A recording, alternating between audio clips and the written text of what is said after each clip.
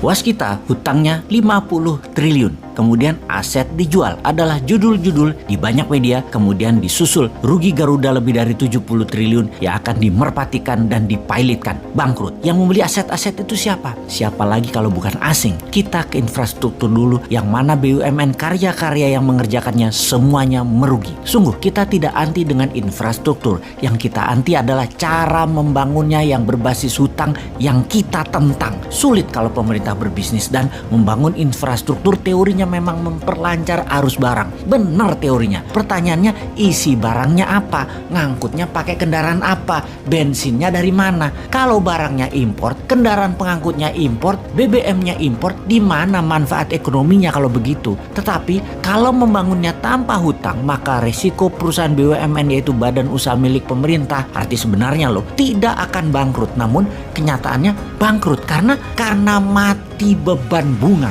Ada dua hal yang menimbulkan masalah ekonomi yang saat ini terjadi. Karena yang membangun adalah BUMN, maka modal disetor 20% harus free cash. Ternyata BUMN nggak punya uang, jadi BUMN-nya ngutang untuk setoran modalnya. Lalu yang 80% sisanya cari pinjaman bank. Katakan bank BUMN juga. Maka proyek itu di markup agar 20% setoran yang pinjam tadi bisa dibayar, alias proyek itu sesungguhnya 100% adalah pakai pinjaman bunga bank. Karena memakai uang BUMN, maka sejak 5 tahun yang lalu bank-bank tidak memberikan kredit ke swasta, tetapi mementingkan proyek mercusuar infrastruktur gagah-gagahan agar terlihat mentereng, walau yang memakainya untuk konsumtif yang menghabiskan bahan bakar minyak yang impor. Bank-bank dipaksa membiayai proyek pemerintah tersebut sehingga sektor swasta terutama menengah bawah uangnya seret. Duit dikit beredar, hanya 44% dari PDB nasional. Niat memperkecil uang beredar itu kita paham, yaitu untuk merendahkan inflasi, di mana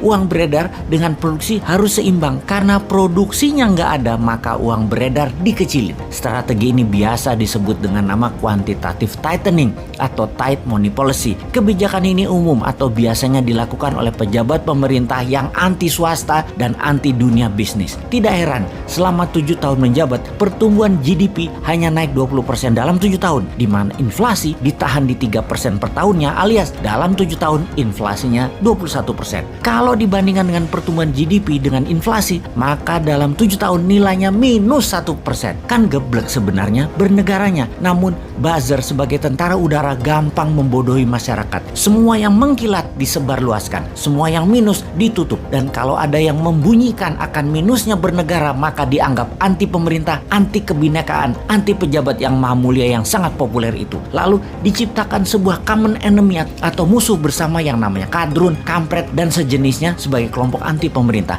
Newmind bahkan dimasukkan ke kelompok tersebut. Padahal terang-terangan Newmind tidak pro oposisi, tidak pro incumbent, tapi pro kebenaran. Dan setiap kebenaran diungkap, kalau dianggap salah selalu dikasih solusinya. Sementara yang namanya oposisi saat ini semuanya kerjanya bengok-bengok kejelekan, namun tidak mengajarkan mana yang benar. Maka Newmind juga hajar oposisi yang naif begitu. Kita simpulkan sekarang, mengapa ekonomi Indonesia dalam 7 tahun minus 1% sejatinya? Karena sang pejabat ingin mendapatkan prestasi dengan inflasi rendah, dengan menekan uang beredar. Sementara uang di bank dikuras bukan untuk UKM dan rakyat, tetapi membiayai proyek mercusuar infrastruktur pakai hutang. Karena proyek-proyek itu hutang, berbunga, dan tidak produktif, terbukti rugi semuanya. Maka ini membuktikan secara perhitungan ekonomi, caranya membangun infrastruktur pakai hutang adalah kegeblekan hakiki. Yang efek selanjutnya, ekonomi menjadi melambat, produksi UKM menurun, dan hanya menjadi trader barang-barang Tiongkok untuk hidup. Maka yang terjadi selanjutnya adalah aset dijual ke asing atau ke swasta yang dekat dengan pejabat penguasa yang mainan uang, restructuring dana asing. Saat ini sebenarnya kalau masyarakat sadar, di atas sana lagi bancaan nasional, bagi-bagi cuan. Yang heran, kok kalian sudah nggak kaya, nambah miskin, masih aja membela, mau cari yang lain gitu loh.